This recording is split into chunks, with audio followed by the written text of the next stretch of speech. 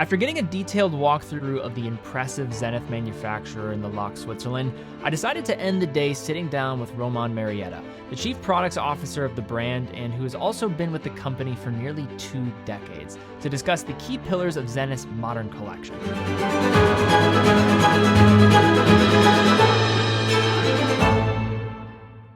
Romain, thank you so much for doing this. So where I want to take this discussion is we just went through the manufacturer.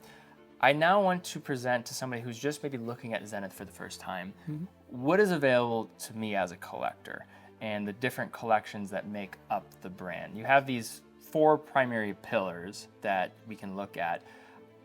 I want to save maybe the middle section here because that's where I think many people obviously go, but maybe start to the left, looking at a collection that is very important commercially, but also historically for you, the Defi, if that's okay. Yeah, absolutely, yeah. Yeah, obviously we have 4 different lines in our collection, so global lineup, Defi, Chronomaster, Pilot, and Elite.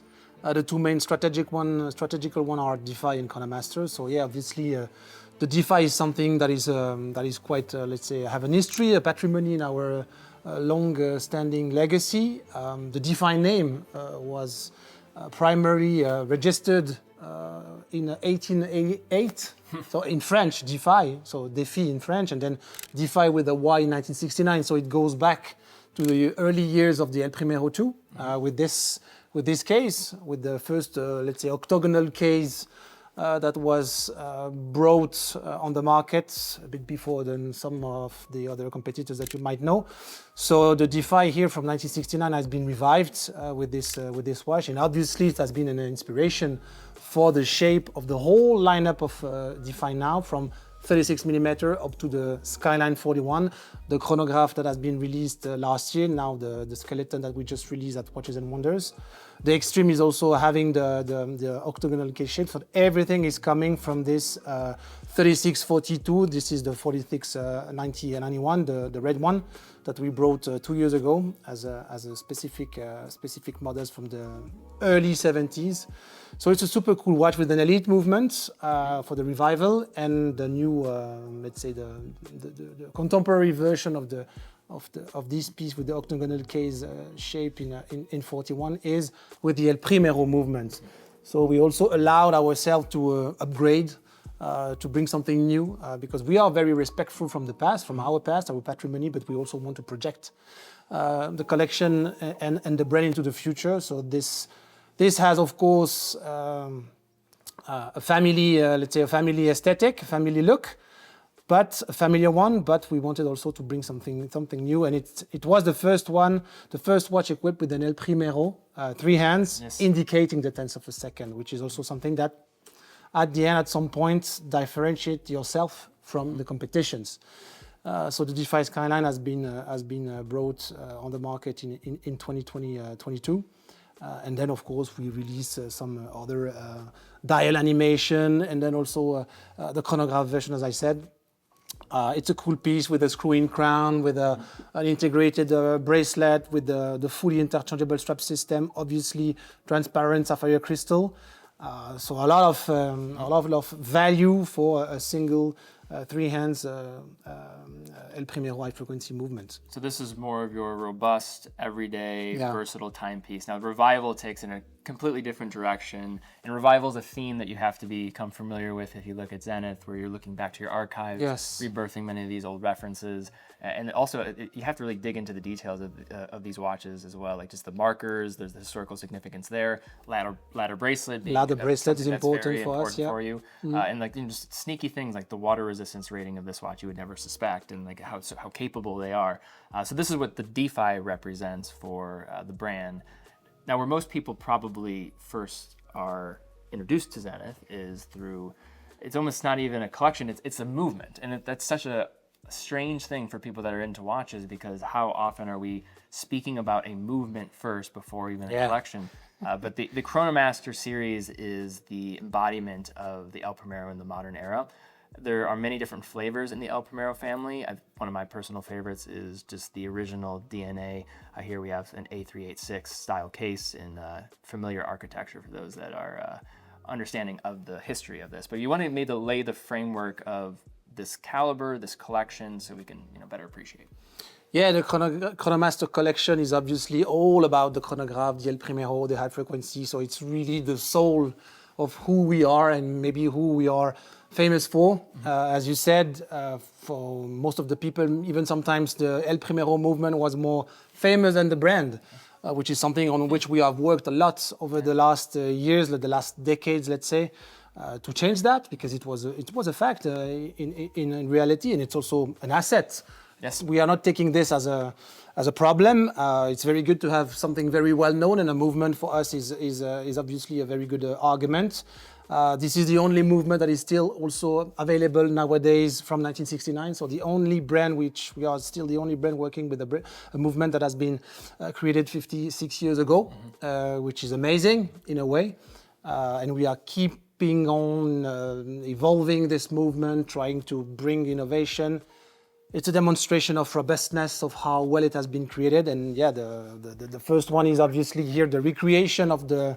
It's an actual version of the A386, so the very first early model that came with the El Primero movement inside, assembled with this iconic now three-color subdial signature. So this is the contemporary version of it with exactly the same case. So as I said, respectful from the past. But obviously with some tweaks and some hints and details of the modern era. So with the third generation of the El Primero movement, so the 3600, we started with the 3019 PHC back in '69, then the El Primero 400, which we still have in the revival, obviously, and then now the third generation of the El Primero, of course, transparent Sapphire case back, and obviously tenths of a second indication, obviously, and of course the Sapphire crystal. In the same vein, we have created last year the triple calendar. It was a movement that was developed next to the El Primero. I love this layout. I mean, this works so seamlessly with a triple calendar with this movement. Yeah, it's still very legible, even if it has been created in 1969 too. So the both movement, El Primero and El Primero triple calendar, were developed together. The El Primero triple calendar was first released in '72. It was already released in 1970, but in a prototype, a wear watch only for people working there. That's also why we have created it. And obviously it's the same case, slightly thicker, because we have an additional kind of module for the triple calendar and the moon phase. But yeah, the layout is fantastic. The difference between the two is that you have always contrasted dies, and the sub-dies are not touching each other. So they are not overlapping. So that's the main signature signs of these two models, even if they look really the same. And obviously we have created the modern version of the Chronomaster with the Chronomaster Sport, which is not, let's say, represented here on the tray, but that's something which really, let's say, created a buzz in 2021 when we released the Chronomaster Sport with the ceramic bezel. It has been directly came as a bestseller for the brand. So ever since, it's a bestseller. And that was the introduction, if I'm not mistaken, of the 3600 generation, right? Yes, we did two very special edition back in 2019, limited to 250. But the official core collection model and serial production was the Chronomaster Sport, and then the Chronomaster Original, and then the triple calendar, and obviously I'm not, let's say, forgetting this one on the tray, the Shadow. And this is just such a distinct, striking watch. I personally love this design. There's nothing else like it. The case it's an enigma for me because it wears like a rectangular shaped case, but also a rounded case. It's so different. You have to put this on to fully appreciate it. Yeah, we call it a tonneau, tonneau shape case. That's the original also shape in which the El Primero was assembled first with the 386. So in the A384, with this inverted Panda version. This is the Shadow signature. So this is the first one that really led us to continue the Shadow signature, so microblasted titanium finishing, which gives you really let's say a futuristic approach to a vintage aesthetic. I love that case too. It was just, and correct me if I'm wrong, but it was a prototype watch that was basically plucked from your archive and we found in the attic, which you have seen today, some early, slightly bigger case of this with apparently let's say maybe the first trial or attempt from the brand to do some PVDs or DLCs or whatsoever. So that led us for the creation of this shadow, but once again, respectfully, the original case in 37 millimeter. And on that point, I think one thing I would just recommend to someone that's inspecting this brand for the first time is these are chronographs, which chronographs are notorious for not being able to wear compact. You usually don't see a 38 millimeter automatic chronograph, 37 millimeters. So this is a unique opportunity, and most of these watches are 13 millimeters and under, right, in thickness. So that's the other fantastic thing about the El Primero movement, is it was structured in a way where you have this longevity. It's been preserved, and it's for a reason. It's because it has a staying power to it, and how it wears and how it operates. And there's there's a big playground to really work around with the different diameters, as you said, because of the proportion of the movement, 30 millimeters. Obviously, it works a bit better from 37 to 42. Then it becomes quite easy to see that it might be too big for a 45 millimeter watch in terms of dial layout. But obviously, we have this capacity of working with a lot of different diameters with this movement, which is amazing, and that led me maybe to the pilot, because it's a 42.5 millimeter pilot, which we brought on the market in 2023. Yes. Sorry, after 11 years of Type 20 aesthetic, so a bit more vintage, or not even a bit, really a tiny bit more vintage. So we really wanted to come back with something more as a tool watch, really the essence of a genuine essence of what should an aviation watch be. So we came out with two new movements.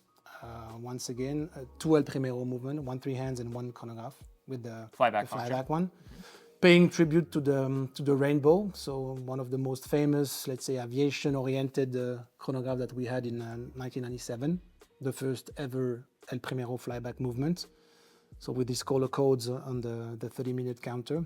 So this is where we came with this fantastic pilot. And the pilot affiliation, that goes back to the 19th century, correct? Once again, the founder, Georges Favre-Jacot, registered the trademark pilot in 1904. Okay, because it was a witness of his time in reality. In 1903, the first human flight, so considered as the first human flight from the Wright brother, your U.S. fellow citizen ships. The Wright brother, who did the first human flights in 1903 in Kitty Hawk, and the guy, as a visionary, once again, did register the trademark pilot. It was already registered in French, even before, and the guy. So early 20th century had the foresight to see where that was going. Yeah, it's fantastic in a way, and that's why we are still allowed, in a way, to put this name pilot onto the dial, which is a fantastic asset once again. And it's a demonstration of our, let's say, capability and know-how and expertise in that field, and the vision of our founder. And then finally, a collection that I think is very much overlooked, the Elite. And is this the entry point for someone that wants to dabble in the brand for the first time? Yes, it's the entry door of our manufacture world, exactly. Absolutely, we have 12 different references in this Elite collection. It's obviously all about the Elite movement, so the second other in-house caliber. We are working around this collection to bring something new that we will soon reveal. But obviously, for the time being here, the Elite collection exists in two different size. We have 36, we have 40.5 millimeter. That's an example of a 40.5 millimeter three-hand with moon phase with different dials. And we also have some, let's say, more ladies version of it. Thin, elegant, dressy, with this specific type of guilloche, sunray pattern guilloche. But obviously, it's the entry door to our world. Yeah, so that's a collection that we have brought for the first, let's say, LVMH Watch Week in Dubai, when the LVMH Watch Week first came out in 2020. Mm-hmm. And that was the first refresh or rejuvenation of collection we did before the Defi and even before the new Chronomaster and Pilot. So that's let's say, the oldest member of the family, the Zenith family in our global lineup. And as I said, we are working on a brand new approach for this collection. But it's interesting because it's another kind of playground with the new movements, the Elite, which is of course thinner than the El Primero, and you can work with the other, let's say, more simple complication, which is also cool. So we have a nice catalog of complementary movement and watches and collection that can bring really a lot of different possibilities for clients to enter the brand with different taste and different aesthetic. Romain, thank you so much for this. You're more than Appreciate it. welcome. Thank you. Of course.